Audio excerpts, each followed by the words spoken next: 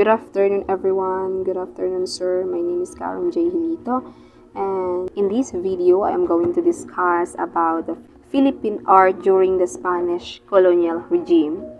Okay, as you can see in our presentations, when the Spaniards arrived in 1521 and began the colonization of the islands in 1571. So, noong taong 1521, dumating ang mga Spaniards hanggang sa 1571 ay nagsimula yung colonization. So, tingnan natin mamaya kung ano yung colonization, ano yung bahagi ng colonization ng mga Spaniards sa ating bansa in terms of art. So, many seacoast villages in our country were already trade centers which for centuries were exchanging goods with Chinese, Cambodian, and Siamese merchant ships. Pag sinabi nating seacoast villages, meaning ito yung baybayin kung saan may mga nakatirang tao as kilalang trade centers. Ibig sabihin, ito yung lugar kung saan nagkakaroon ng palitan in terms of business as long as there is an access connection between the business person or the company. So, for example, dyan is yung mga Chinese, Cambodian, and Siamese. The coastal villages, sa madaling salita, is developed into more socially conscious communities. Another mention here is the barangay, or the barangay is originally a cluster of blood-related families. Sabi dito, ang barangay ay binubuo ng cluster of blood-related families. Ibig sabihin, karamihan is magkakamag-anak. And it grow into a village of distant relatives and non-relatives. Hindi lang naman binubuo ang barangay ng mga magkakamag-anak o magkakalapit na tao. And of course, ang barangay ay binubuo rin ng mga non-relatives as long as they was combined into peaceful or hostile contacts with other settlements. So, the questions is, ano kaya yung naging connection ng colonization ng mga Spaniards dito sa Philippines in terms of art? So, first of all, let's start with religion. So, religion started from personal or family and domestic beliefs developed into community rituals. So, common naman sa atin na pag sinabing religion is binubuo ito ng mga family and domestic beliefs, which is a belief of each family na bumubuo ng isang community. In the 16th century, the pre-Hispanic religion respected the powers of many different kinds of priests, each with his peculiar benevolent or malevolent functions. Sa mga pre-Hispanic religion, nirespeto rin nila yung mga kakayahan ng iba't ibang paniniwala din na mayroon yung mga priest o yung mga pare. Ibig sabihin ng peculiar benevolent is ill-disposed, or it is opposite of malevolent functions, kung saan came from Latin words which means wishing good things for others. Then, the people themselves carve representations of their own anitos. There were even houses with about 100 of this. So, sabi dito, yung mga tao, umuukit sila. Those things is the representations of their own anitos. Madalas dito, yun yung ginagamit nila na sabihin na natin, God. May mga ibang lugar kasi na kilala sa practices ng kanilang mga beliefs, which is sumasamba sila sa tinatawag nilang anitos. Inuukit nila yan, and then, yun yung nilalagay nila sa isang lugar kung saan, yun din yung sinasamba nila. So, ayan po. It was the missionaries who remarked about the high percentage of literacy among the lowland barangays. When the Spaniards came here in the Philippines, so may mga missionaries din na kumbaga nag-open sa atin ng mga ideas na yan. Especially here is in the barangays, okay? They listed down and recorded the people's manifold poetries, songs, and tales. Kung noong panahon is mayroon ng sariling skills in arts yung mga tao, kumbaga yun yung naging basihan din ng mga missionaries or ng mga colonizers para makita nila kung ano yung pwedeng gawin ng mga taong yun. Kumbaga, nung panahon, kung bakit nila nililista, kung bakit nila nire-record yung mga sinaunang way of art ng mga Filipinos, one of those things is nagiging kasaysayan din ngayon sa panahon natin ngayon, especially sa generations natin ngayon. Ayan po. The soldiers noticed the natives' objects of wealth. The people wore homespun as well as Chinese silk garments and adorned themselves with jewelry of gold, jade, and ivory. The soldiers also commented on the fine bronze culverins cast by the smith Panday Pira and praised the native skills as sailors and boat builders. So, one of the other colonizers na observe nila na may mga ganitong way, kumbaga skills na rin, ginawa nilang mananahi o ginawa nilang manigawa ng mga bangka. Nagbigay lang sila ng idea, and then the Filipinos in that villages ay nagkaroon ng experience. Na-adapt nila yung mga way na process ng ganito, ganyan in terms of arts. Kaya yun yung isa sa mga na-adapt din ng mga tao sa isang community. The many attempt to overthrow Spanish sovereignty during the early part of the conquests revealed to us the number of small kingdoms in Luzon that form alliances to resist colonization. So ayan, isa rin sa mga ng mga Spanish noon is yung mga iba't ibang uri o yung mga maliliit na area sa bahaging Luzon. And then, syempre para maikalat, maibahagi pa sa kung ano man yung related sa art, pinalawak nila yung alliances nila in terms of colonization. Another one is their scattered positions and lack of powerful arms, however, were factors among others that contributed to their defeat. The 16th century's peaceful, contented, and enterprising villages thus became the communities that would be forced to absorb the culture of colonial powers. As a way of colonizing the other country, syempre kasama dyan yung power in terms of their positions. Isa rin sa way nila sa pagko-colonize ay yung ma-defeat yung isang lugar na yon, yung isang villages o yung isang community, and then iiwan sila doon ng mga idea or another informations na mai-experience din ng mga mamamayan sa villages na yon. And of course, in terms of colonizations, kapag powerful yung kanilang way, yung kanilang process ng pag-colonize in terms of their arms, in terms of their positions, and kung ang kanilang pag-colonize ay may dalawang disadvantage and advantage. Kapag marami yung advantage, mas malawak yung kanilang mapagdidistributan ng kanilang idea or skills, informations, details about doon sa art, which is ma-adapt din ng mga taong na-colonize nila sa isang village or sa isang area. By early 16th centuries, the Spanish sovereignty was established over most of the lowland areas. Let us proceed to 17th century.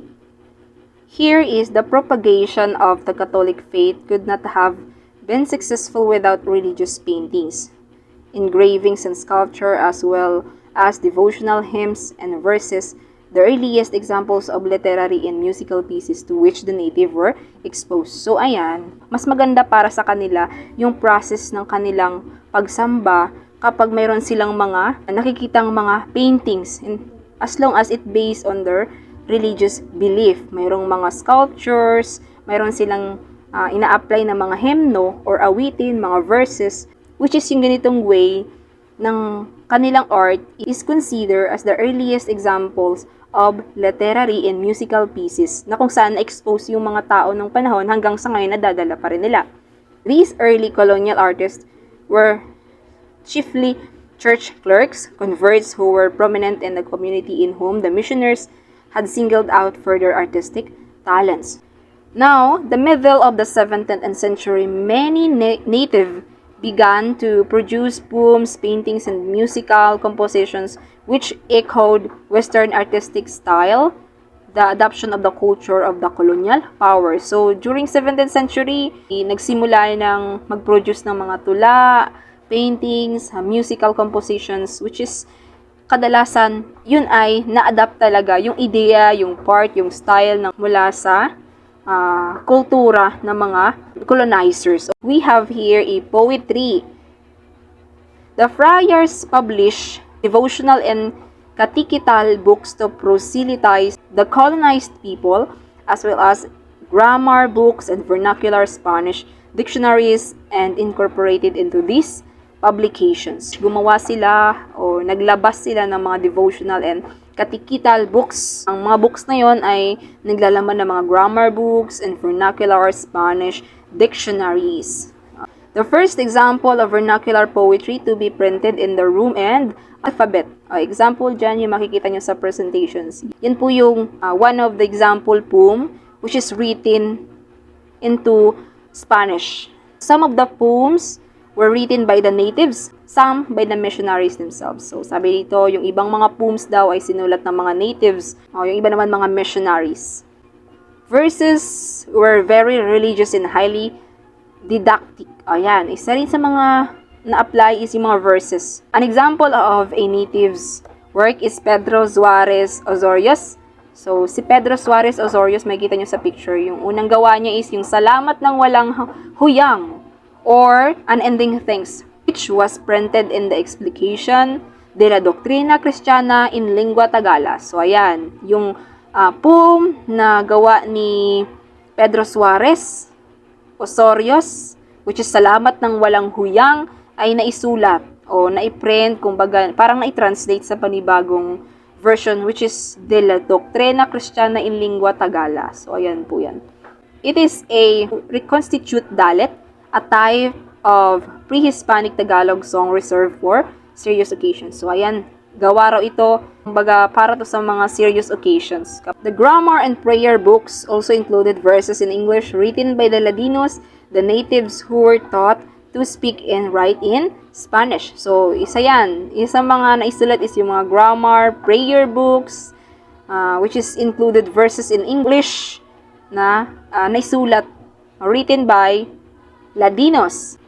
A poem of a Ladino, Fernando Bagong Banta, was published in a book called Memorial de la Vida Cristiana in Lingua Tagala.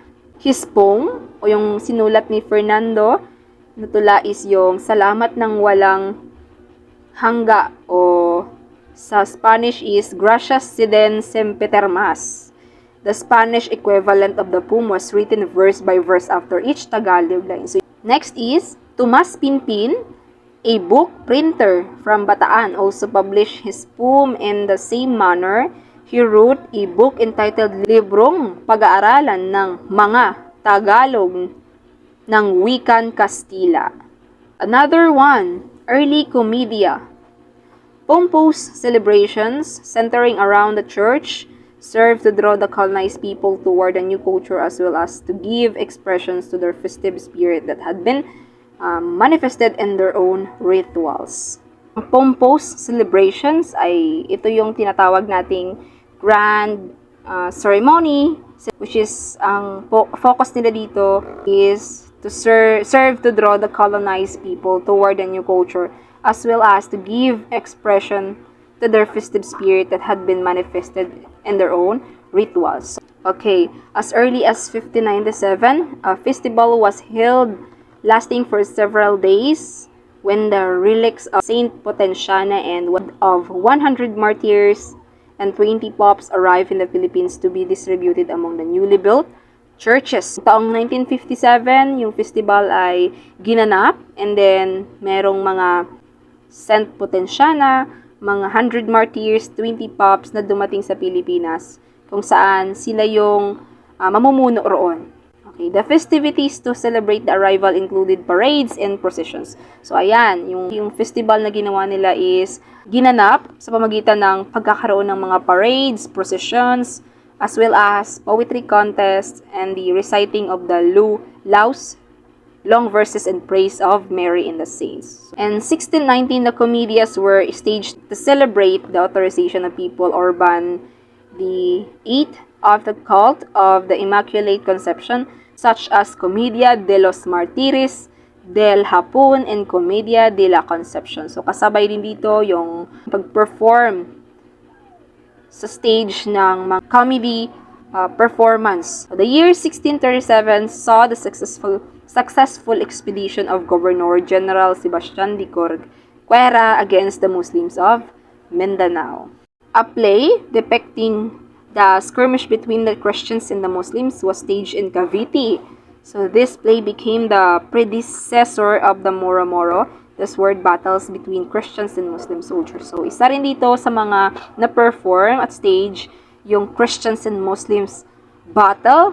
This is about love between Christians and Muslims. The plot of a typical Moro-Moro revolves around the love between a Christian and an Islamic princess who belong to warring factions. It always ends with the triumph of the Christians and the consequent baptism of the Islamic royalty and people. Kumbaga sa performance na to, ay mayroong conflict sa pagitan ng dalawang nagmamahalan kung paano natanggapin yung different sides ng bawat isa. The process of westernizations is easily seen in music. Pre-colonial musical forms and indigenous instruments were abandoned for Western moods, such as the plain song, and for Western musical instruments such as flute, the organ, the harp, and the guitar. So, sa music, dati kung ang mga ginagamit ng mga indigenous people sa kanilang pagtutugtog is yung mga gawa lang din nila, as long as they can produce music or sound. But nang dumating yung mga Spanish, nagbigay sila ng ideya sa atin, na-colonize nila tayo sa pamamagitan ng arts in terms of music, doon lumabas yung flute, organ, harp, and the guitar. Kaya, sa halip gamitin ng mga ancestors natin noon, yung ganong pamamaraan ng sarili nating nabuong art style, which is our ancestors adopt it from the colonizers during the colonization. The choir in those times was indeed an indispensable component of church ritual. The seminary was a natural training ground for choristers and the rosters of monasteries of different religious orders. We read the many names of the native aspirants for the religious vocations who became outstanding in the field of music. Now, last is visual arts. The Spanish colonization also introduced easel painting in the country in Western style in sculpture and architecture. It was Fr. Antonio Cedeño, a Jesuit, who introduced the use of lime in the construction of buildings. So ayun, si Fr. Antonio na siya sa mga nagbigay ng idea, nag-introduce sa atin ng easel painting. Kung makikita nyo dyan sa presentations, ayan po yung example ng easel painting. He was also responsible for the construction of the first fortress, the Nuestra Señora de Fort in Manila, and instrumental in the planning and building of the first Manila secular residence. Ayan po. As early as 1580s, he sought out Chinese artisans to teach them the art of painting for the purpose of decorating the newly built churches. Isa rin siya sa mga nagturo sa mga Chinese artisans, sabihin mga artists, para mag-paint. Early painting and sculpture jobs for the church were largely given to the Chinese artisans living in a community outside Intramuros, called the Parian. So, binigay niya yung trabahong yun sa mga taong Chinese na tinawag nilang Parian, which is nakatira sila sa labas ng kanilang private area. And the native must have tried their hand at these arts too, but their works were made particularly for their own home use. So ayan, yung mga natives, sinusubukan nilang gawin yung pinapagawa sa kanila na arts. Syempre, sa part na yun, wala pa silang idea, di ba?